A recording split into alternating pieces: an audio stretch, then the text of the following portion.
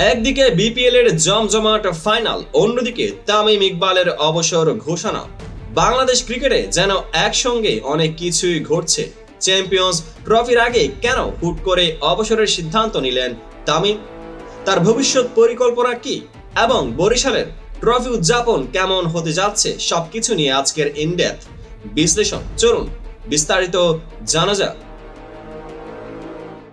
2007 সালে আন্তর্জাতিক ক্রিকেটে অভিষেক হওয়া তামিম ইকবাল 17 বছরের দীর্ঘ কেরিয়ার শেষে আন্তর্জাতিক ক্রিকেটকে বিদায় জানিয়েছেন। তবে এই সিদ্ধান্ত কি একদমই আকস্মিক, নাকি দীর্ঘদিন ধরে চলে আসা এক অনিশ্চয়তারই পরিণতি? বিশ্বকাপের আগে তার স্কোয়াডে না থাকা, ব্যাটিং পজিশন নিয়ে বিতর্ক, ইনজুরি ইস্যু, সব মিলিয়ে তামিমের ক্যারিয়ার যেন বেশ কিছুদিন ধরে টানা পোড়েনের মধ্যে ছিল। তিনি নিজেই বলেছেন তিনি সব সময় চেয়েছেন ফর্মে থেকে অবসর নিতে। তাহলে কি তিনি মনে করেছেন যে এখন এই সেরা সময়? তামিমের ভাষায়, আমি চেয়েছি মানুষ যেন বলে আরও 1-1.5 বছর খেলতে পারতাম। কিন্তু প্রশ্ন হলো, তার এই অবসরের সিদ্ধান্ত কি শুধুই পারফরমেন্সের উপর ভিত্তি করে, নাকি এর পেছনে অন্য কোনো রাজনৈতিক বা বোর্ড সম্পর্কিত কারণ আছে? বিসিবি তামিমকে আনুষ্ঠানিকভাবে বিদায় জানিয়েছে, যা বাংলাদেশ ক্রিকেটে খুব একটা দেখা যায় না।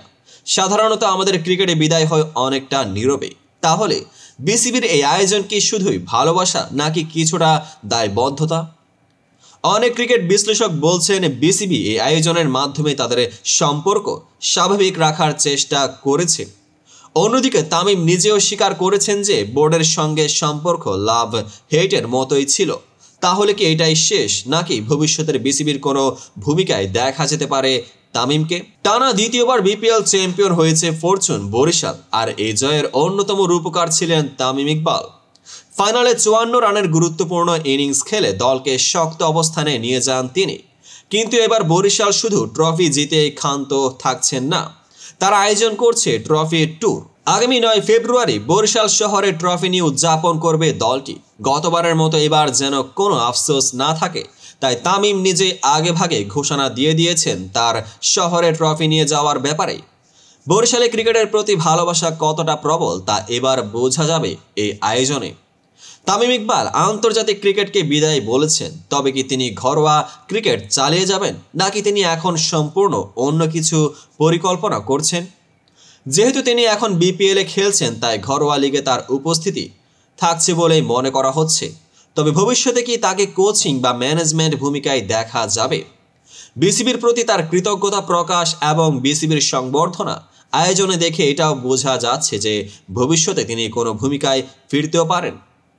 তামিম ইকবালের বিদায় নিয়ে ক্রিকেট প্রেমীদের অনুভূতি মিশ্র। কেউ বলছেন সময়ের আগে তিনি চলে গেছেন, আবার কেউ বলছেন সময় মতোই বিদায় নিয়েছেন। তার অবসরের কারণ নিয়ে আলোচনা চলবে, কিন্তু এটুকু বলা যায় বাংলাদেশ ক্রিকেট ইতিহাসে তিনি চিরস্মরণীয় হয়ে থাকবেন।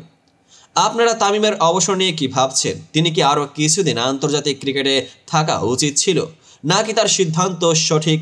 কমেন্টে জানান আপনাদের মতামত। ভিডিওটিকে ভালো লাগলে লাইক, কমেন্টস এবং শেয়ার করবেন। চ্যানেলটিকে সাবস্ক্রাইব করবেন, পেজটিকে ফলো করে পাশেই থাকবেন। দেখা হবে পরবর্তী ভিডিওতে।